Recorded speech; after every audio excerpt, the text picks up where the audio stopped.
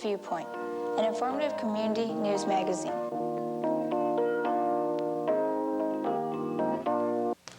Hello, I'm Dan Glore for ViewPoint. On August 13th, 1988, at the James J. Rickman Auditorium on the Fox High School campus in Arnold, Missouri, the Daniel Boone Barbershop Course, St. Charles Chapter, will be presenting a show, Heritage of Harmony. With us today in the studio, we have three members of the course who are going to tell us about the show and show us some videotapes. To my right, we have Don Roemer, who is spokesperson. We have Jimmy Henry, who is show chairperson, and David Wright, who is director of the Daniel Boone course. First of all, Don Roemer, as the spokesperson for the St. Charles Barbershop course, can you tell us a little bit about the group and especially the show contest that you may enter this year? Yeah, Dan. The Daniel Boone Barbershop course is the St. Charles chapter of the Society for the Preservation and Encouragement of Barbershop Quartet Singing in America. We have about 70 members, ranging in age from about 13 all the way up to over 70. It's a hobby for us. It's just fellows who like to sing. They come from all occupations. Throughout the year, we put on shows like this one. We also perform at festivals, and we'll perform banquets and conventions and so forth. And also, you mentioned our contest a couple times throughout the year, just to keep ourselves sharp. We enter contests against other barbershop choruses. We have a contest here in the local St. Louis area against 7 other chapters. And then once a year in the fall, we compete against approximately 50 other choruses in our district to qualify for the international contest.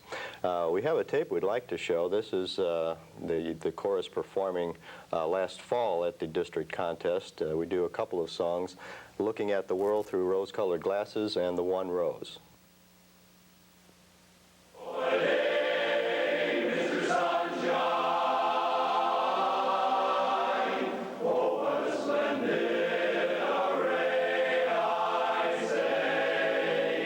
Because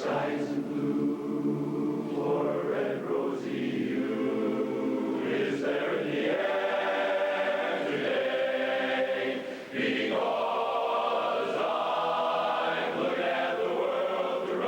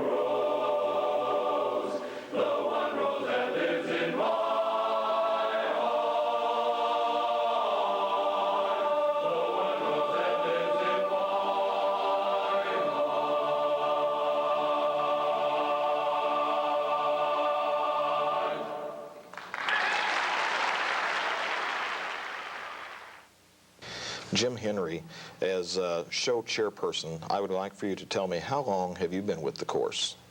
Well, I was sort of a barbershop brat. I joined when I was 10 years old. I've been singing for 14 years now, so I've spent over half my life singing with the Daniel Boone Chorus. Okay. I said you was the show chairperson. What are some of your duties as show chairperson? Well, actually, I guess if I were going to be more specific, I'm sort of a co-chairman with another gentleman, Al Tyler. And Al takes care of the business aspect, and I get more the romantic parts of the show, which is everything that goes on the stage, past the footlights. I'm in charge of the script and the props and the casting and all sorts of things. Anything that people see on the stage has to do with me. Of course, I don't do it all myself. There's plenty of guys who are assigned something for each one of those areas. But I sort of oversee and delegate and sit back on my haunches and let them do the work, and they're doing a great job. Okay, very good. Can you tell me about this show? What is the theme of the show?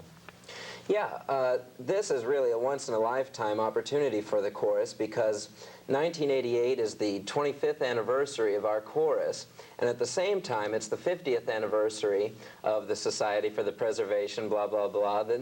Or have we even talked about that? It's the 50th anniversary of that. And so we decided we'd really do it upright. We're doing a kind of show that we haven't done for many, many years. There's guys who are playing different roles, and we're going to sort of trace the history of barbershop singing and also the history of the chorus, just filled with all sorts of songs and slides and quartets. And so it's going to be an extravaganza, and so we've called it Heritage of Harmony to sort of denote that idea. Okay, very good. I understand you're having a top-notch quartet. Can you tell me who that is? Oh, yeah. Their name is the Bluegrass Student Union, and they won the international competition back in 1978. They're from Louisville, Kentucky, and they still are going strong. Actually, they're better than ever.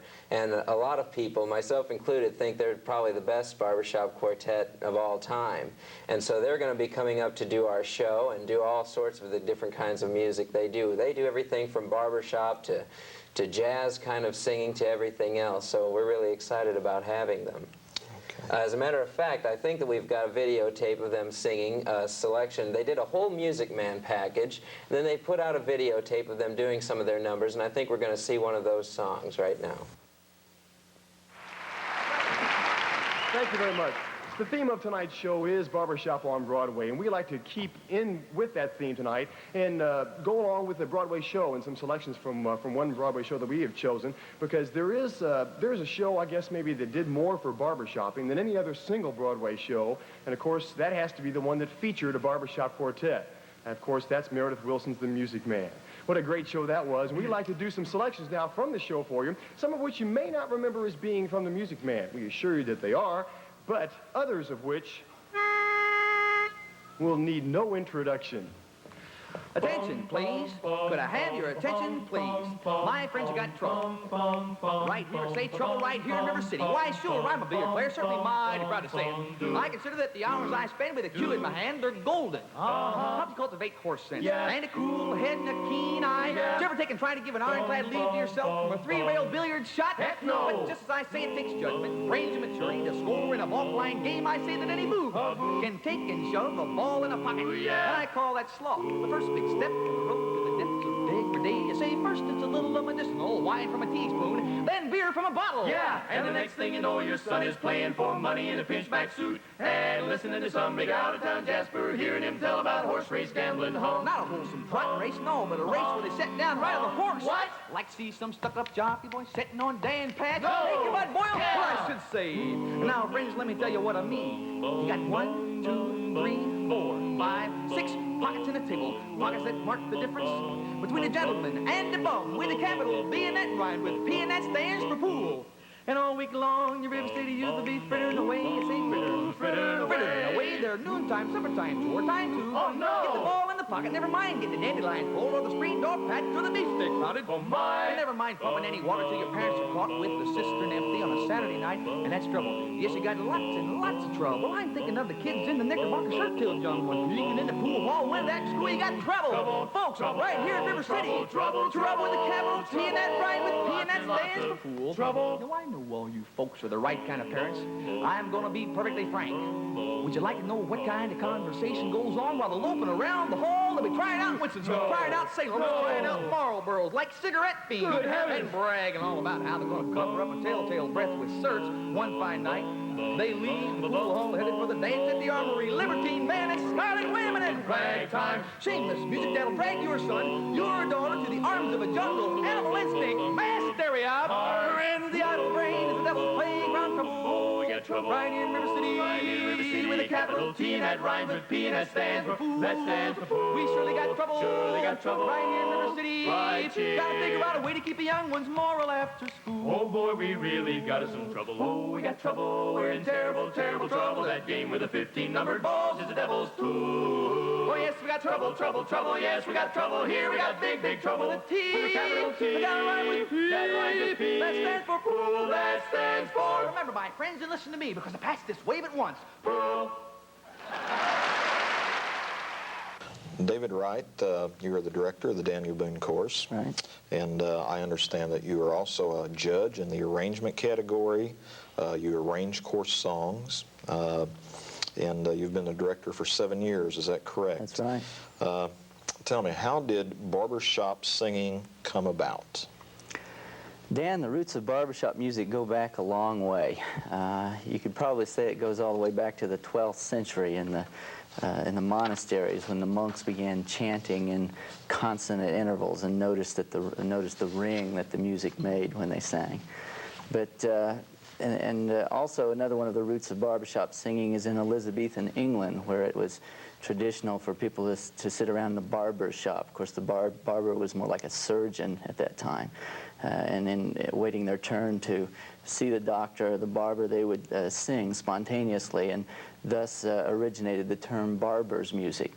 But in this country, it probably began before the turn of the century, when songwriters were grinding out simple songs like My Wild Irish Rose, and it became traditional for people to sit around harmonizing these songs in their own living rooms. And that's probably where barbershop singing began in this country. There got to be a lot of recording quartets, recorded records, the old 78 records. Many of them are barbershop quartets singing. The vaudeville stage provided barbershop quartets with audiences, and it became quite a thing. And around the turn of the century, I think it's fair to say that amateur quartets existed all over the country. Probably every church, grange, business, and even baseball team had a barbershop quartet under its sponsorship. Okay, very good. This was, I guess, a loosely organized thing. How did the Barbershop Society, which you gentlemen are members of, SPEBSQA, come about? Well, Dan, it happened about 50 years ago. In fact, we're celebrating the 50th anniversary of the beginning of our society. You have to realize about 1938, the historical era of the barbershop quartet had passed because movies had come along and people were listening to the radio, and people weren't doing this kind of spontaneous singing anymore. And a couple of fellows by the name of O.C. Cash and Rupert Hall, who were both businessmen from Tulsa, happened to meet in the lobby of the Mulebach Hotel in Kansas City. They were both on business trips, and they happened to know each other, and they got to talking, and in the course of the conversation, they were lamenting the fact that nobody was singing barbershop music anymore. They decided when they got back to Tulsa, they were going to start a singing club. They just envisioned a local singing club, of course.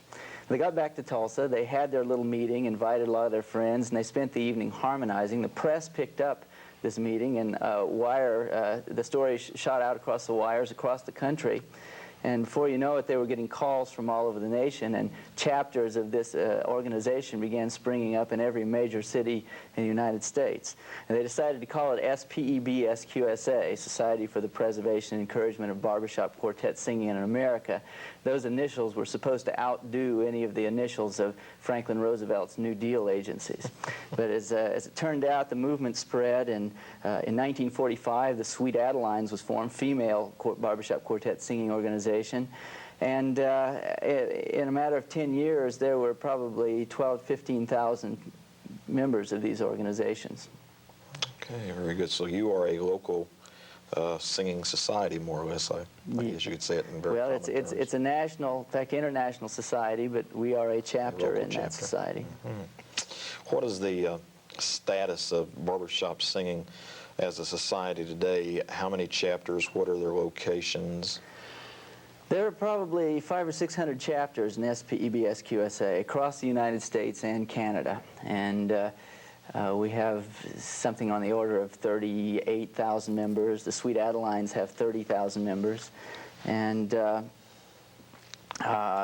male and female barbershop organizations also exist in England, in Scandinavia, and Australia. So the movement is fast spreading all over the world. Are you in a growth pattern? Yes, we are. Yes, we are, very much so.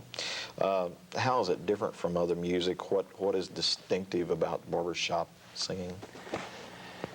Let's see, Dan, I guess it's four-part a cappella music that's either sung by four men or four women. That distinguishes it quite a bit from most other forms of vocal music. But to say more about it, I guess one of the unique features of barbershop that distinguishes it from church music or glee club music is the fact that the melody is sung by the second tenor. In other words, it's not the highest part. And then there's a first tenor singing above the melody. And by the way, the melody singer we call the lead for obvious reasons. The tenor really means the first tenor. And there's a bass that fills in the foundation of the chords.